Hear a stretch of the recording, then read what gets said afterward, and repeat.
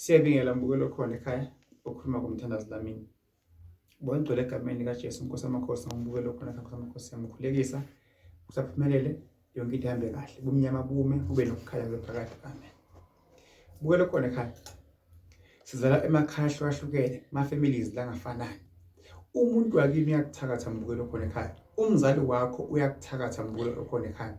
Umzali wakho akwenzele ukuthi uma sowuyogana noma sewukhulile ugane indoda ikulobole kushade, kanti into akufaka yona ngeke ifike izwane nale ndoda eyofike ikwenze umfazi, ngoba phela usuka ngazi ukuthi inyiphi indoda eyofike ikuthande and yakabani isibongo insemiganene yashada lalobolana ngixabana insuku uye phezulu abese akasakhona umzali ukuthi alento ayilungise, ngoba phela usuka senhlabeni usuka safile. Kwabanye mbukelo khona ekhaya bathakathwa abantu bandawonye abafowabo ukuthi ekhaya nizala ngibaba oyedwa or umama oyedwa, just ukuthi ufuna ukuthi unguwe nje uphumelele mbukelo khona ekhaya. And umuntu ayithakathwe umuntu wefamily noma athathwe umunye umuntu amenze something, uyamphikela umuntu okuphikela phasi ngesiso uthi ngeke lona wakethu ngeke mina ngiloye mama wami ngeke ngiloye baba wami. Bayakwenza abantu, be careful mbukelo khona ekhaya. You must make sure ukuthi uma ukhule usana zothi Nkosi lento esegazini lami ngeyami na, mina ngazala nayo na.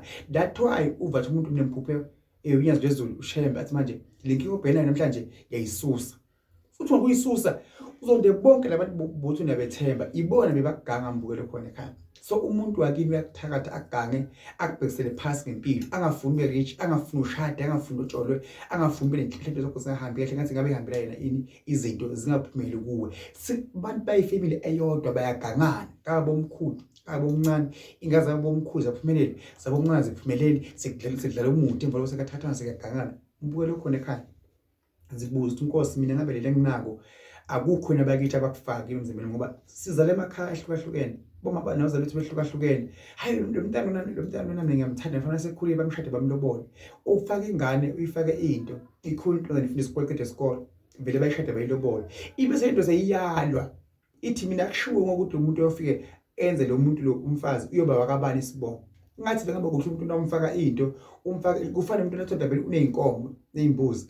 Inkomo uma uzothengisa inkomo ekhaya kufanele uyibike. Uma inkomo wayenze ekhaya yaba neziko uyithengisela omunye umuntu ifika ihluphele ngoba la khona into ayifaka kuphi la kule nkomo yakho. Mbukelo khona ekhaya isinto sinamandla, isinto siyasebenza.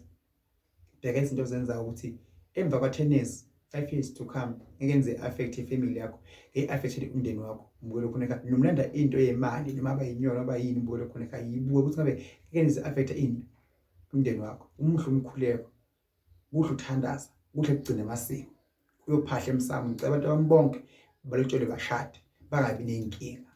Idlozi limukela wonke umuntu uzolobola ingane yakho, kanti lento oyifakayo uyicabe enganeni yakho noma umdlise yona noma uyifaka emzimbeni wakhe iyakhetha. Uzofika nje uthatha umntana wakho umenze umfazi noma kaDlamini sixabane sasakhulumisana afike lo asithi umntana wakho amenze umfazi yena mhlawumbe wakaSimilani noma wakaMasuku, ifike into bese ilona lo muntu lo ya. Kanti idlozi limukela konke. Idlozi mangafika abantu zolobola ezilokhu efike ngesihle idlozi liyamukela, liyakhwisa emsamo, into ziyakhanya. Noma kuthiwa sekukhona abashwana la ekhaya basekho emhlabeni bayamukela ngoba bese phela bayaphenduka baba yidlozi mbukelo khona ekhaya. Ukula kubusina ukuthi ingane yakho ilotsholiwe nabo ukhona osendlule emhlabeni. If umkhwenyana asayihlupha uyafika nakuye uyephusheni wena idlozi akusike savumela ngako lokumkhwenyana athuka umkhwenyana ukuthi hawu babezala ufile ebusuku ukuthi ingadlali ngengane yakhe. Mbukelo khona ekhaya into esizenzayo thina ziyasixaka ekugcineni. Ngithi mina niyalwana nibandawonye iyakuloya ifamily awubheke omekhona ukukhamba kanjani. Nkosi ibusise. I love you. Thank you.